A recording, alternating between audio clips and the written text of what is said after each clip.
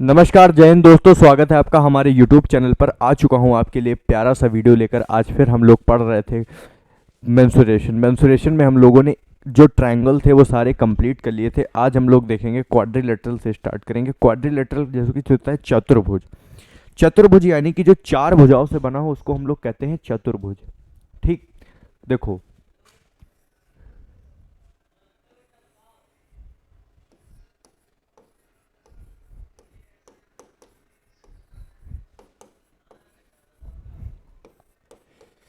Quadrilateral. ठीक, quadrilateral यानी कि इसको हिंदी में क्या कहते हैं हम लोग? चतुर्भुज कहते हैं। चतुर्भुज यानी कि चार भुजाओं से मिलकर बनी आकृति को हम लोग चतुर्भुज कहते हैं। अब क्वाड्रिलेटरल के अंदर बहुत सारे पार्ट आते हैं, जैसे कि हम लोग क्वाड्रिलेटरल चार भागों में चार लाइनों से कौन कौन सी फिगर बनी होती हैं, तो यहीं पर सीखेंगे चार लाइनों से कौन कौन सी बनी होती हैं। देखो, सबसे पहली फिगर जो बनती है वो उसको होते हैं हम लोग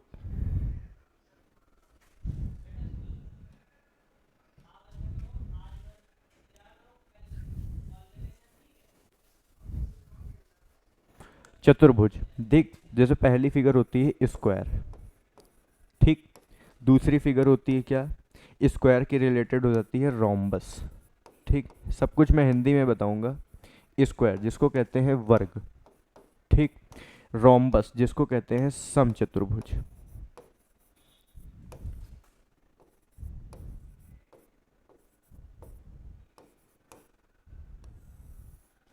समचतुर्भुज।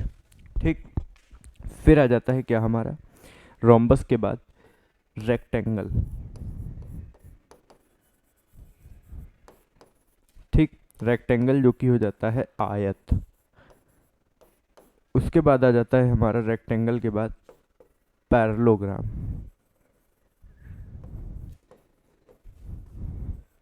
जिसको कहते हैं समांतर चतुर्भुज।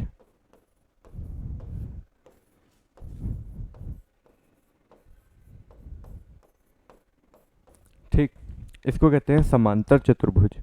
बात समझ में आई या नहीं आई? रोम्बस हो गया, स्क्वायर हो गया, रेक्टेंगल हो गया, पैरेललोग्राम हो गया।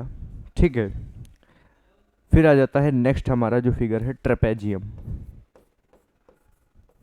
लिखते चलो भाई साहब, मजा आने वाली है। ट्रेपेजियम, इसको कहते हैं समलंब चतुर्भुज।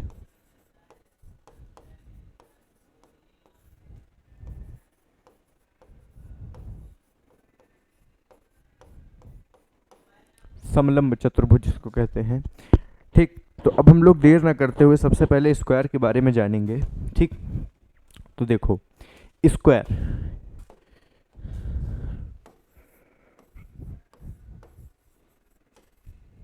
ठीक, स्क्वायर में सब लोग सबसे पहले लिखो सभी भुजा समान।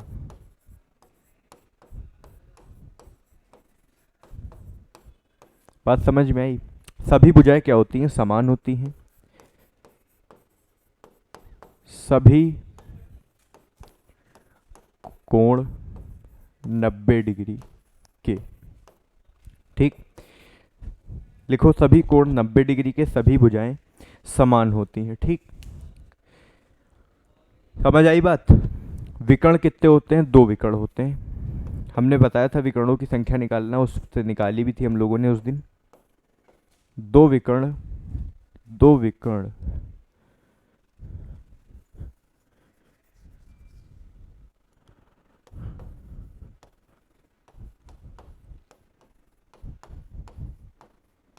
होते, दो विकर्ण होते हैं भाई साहब।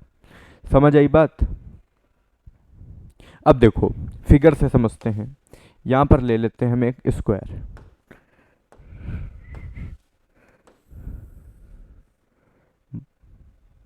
ठीक, इसको फिल करो वाइट से। अब मैं इसमें समझाऊंगा आपको। देखो, ये होता है हमारा क्या? स्क्वायर हो गया। अब देखो, मैंने कहा सारी साइडें सेम, तो इसकी लेंथ भी क्या होगी? ए। इसकी लेंथ भी क्या होगी? ए।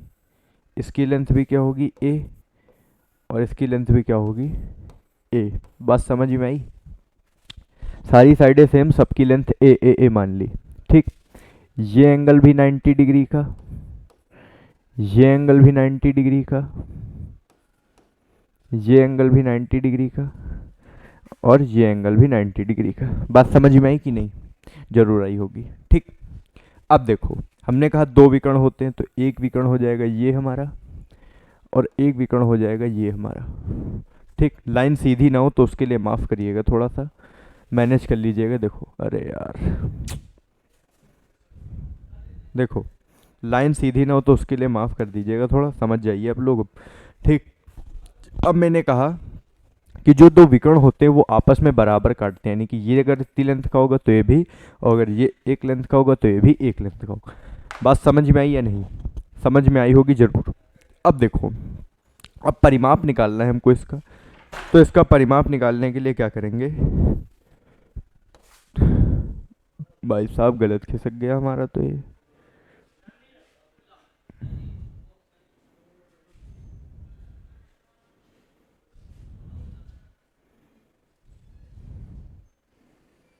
ठीक, देखो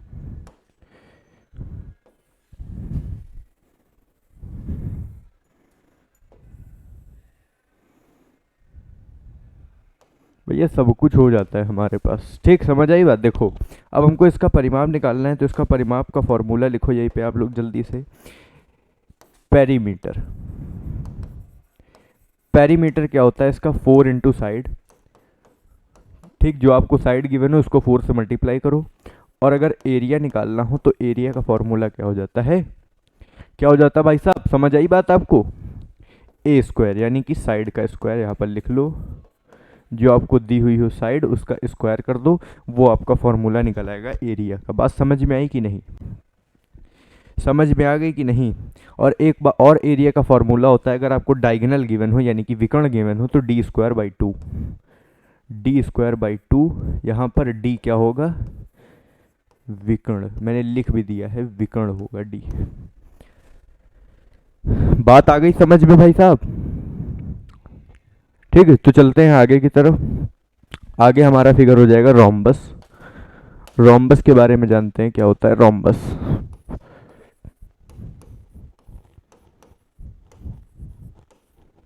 रोम्बस क्या होता है भैया? देखो, रोम्बस एक ऐसा फिगर है जिसमें क्या होता है, सभी, देखो भाई समझा देता हूँ, लिखोगे तो आप लोग अपने मन से लिख लेना। ठीक, देखो रोम्बस के बारे में मैं आपको पूरा बताता हूँ बना के। ये आ गया हमारा, ये आ गया हमारा रोम्बस। हाँ,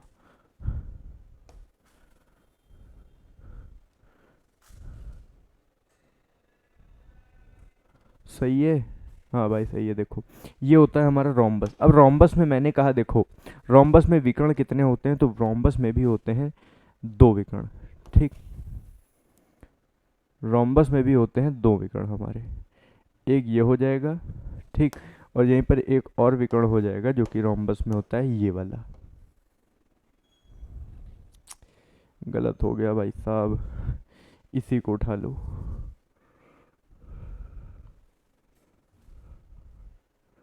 सब कुछ हिल ही जा रहा है यार।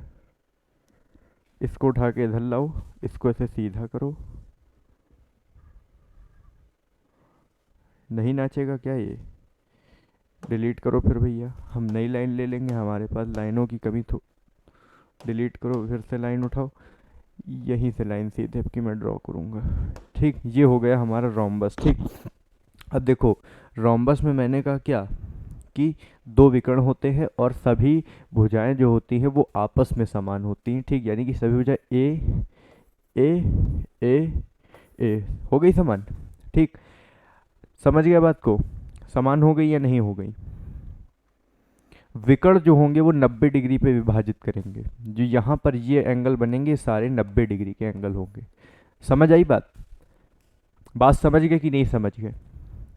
उसके बाद कह रहा है कि प्रत्येक कोण जो होता है, यानी कि इनका जो ये वाला एंगल होगा ये 90 डिग्री का नहीं होगा, ये 90 डिग्री से कम भी हो सकता है, वैसे कम ही होगा, 90 से ज़्यादा होने की गुंजाइश है नहीं मेरे हिसाब से भैया। ठीक है, 90 से हमेशा कम ही रहेगा। ठीक। और जो विकर्ण जो होते हैं वो आपस में, अभी स्क्वायर मैंने कहा कि स्क्वायर ही के टाइप का होता है, तो विकर्ण आपस में समद्विभाजित करेंगे। अगर ये एक लेंथ का है तो ये भी एक लेंथ का होगा, दो हैं तो ये भी दो लेंथ का होगा। बात समझ में आ गई कि नहीं भैया? आपकी आ गई होगी, बहुत प्यार से मैंने समझा जो दिया है आपको।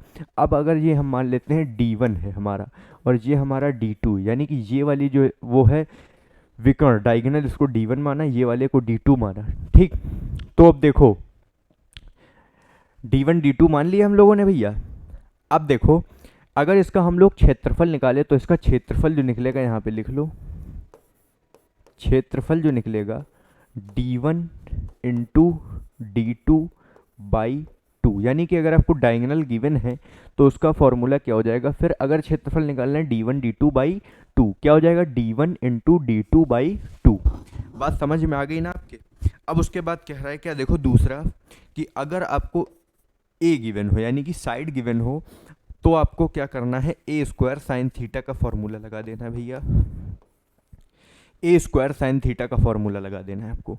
समझ आ गई बात? ए स्क्वायर साइन थीटा का फॉर्मूला लगा देना है।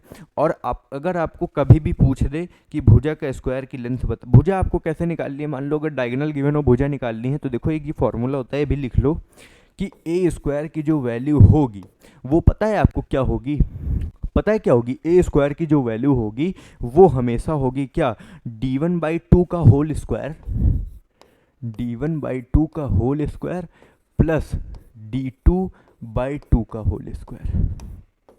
समझ आई बात? यानी कि D1 को आधा करो उसका होल स्क्वायर करो, D2 को आधा करो उसका होल स्क्वायर करो, और आपको ए स्क्वायर की वैल्यू मिल जाएगी।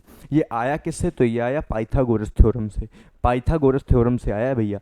ए स्क्वायर की वैल्यू जो होगी वो D1 के स्क्वायर यानी कि D1/2 हो जाएगी। ये लेंथ कितनी हो जाएगी? D1/2, और ये हो जाएगी D2/2, क्योंकि बराबर बराबर भागों में काट रही हैं, तो इससे हम लोग हाइपोटेनस निकाल लेंगे। समझ आई बात आपको? समझ आ गई होगी भैया, इतने प्यार से समझा दिया है आपको। ठीक है, तो देखो अब यहाँ पर आ जाते हैं स्क्वायर्स में बहुत सारी आपको पॉसिबिलिटीज़ मिलेंगी, उन पे हम लोग क्वेश्चन देखते हैं कैसा होता है। अब जैसे आपको एक स्क्वायर दे दिया ये, ठीक, और आपसे कह दिया कि स्क्वायर के अंदर बने अंतःवृत्त का क्षेत्रफल क्या होगा। तो देखो भैया अगर स्क्वायर की लेंथ ए है तो अगर ये ए है तो ये A/2 हो जाएगी क्योंकि आधी है। ठीक।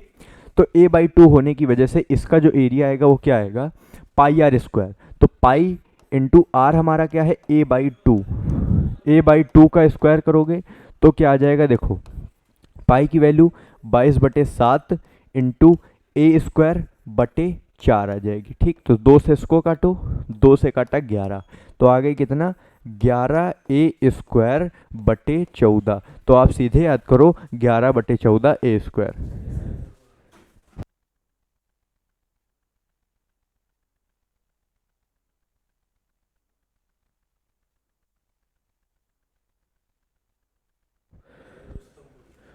ठीक है, 11/14 A²।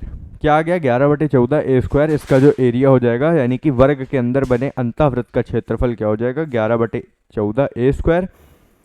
और फिर देखो देखो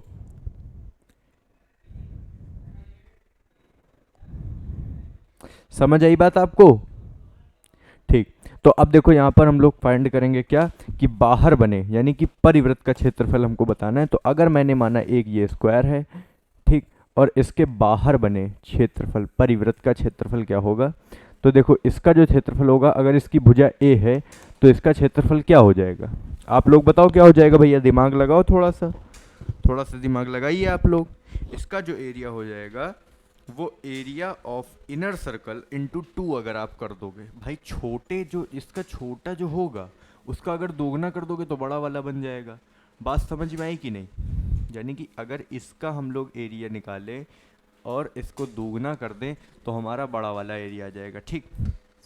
तो देखो एरिया ऑफ इनर सर्कल हम लोगों ने क्या निकाला था? 11/14 A²। ठीक। इंटू 2 कर दो तो 2 से कट जाएगा 7, तो आ जाएगा 11/7 A²। लिख लो भैया 11/7 A²। अलग अलग समझा रहा हूँ बिल्कुल प्यार से। परिवृत्त के परिवृत्त का क्षेत्रफल क्या होगा, अंतःवृत्त का क्षेत्रफल क्या होगा। समझ में सब कुछ आ रहा होगा आपको। मैं एक एक बात जानता हूँ कि आपको समझ में आ रही है। आगे देखते हैं क्या, कि अगर कभी ऐसी आकृति आ जाए,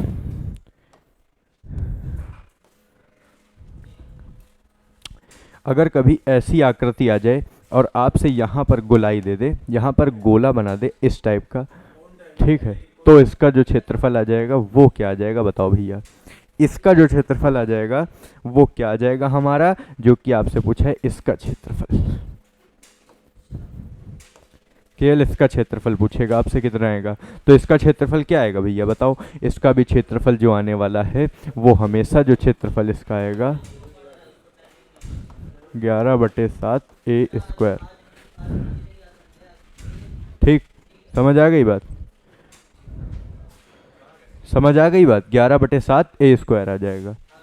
ठीक, तो आज के लिए हम लोग इतना ही रखते हैं। स्क्वायर के सारे फिगर्स हो गए, उनके बारे में मैंने आपको बता दिया कि उनका क्षेत्रफल क्या आने वाला है किसका। तो मिलते हैं अगली वीडियो में। जय हिंद, जय भारत।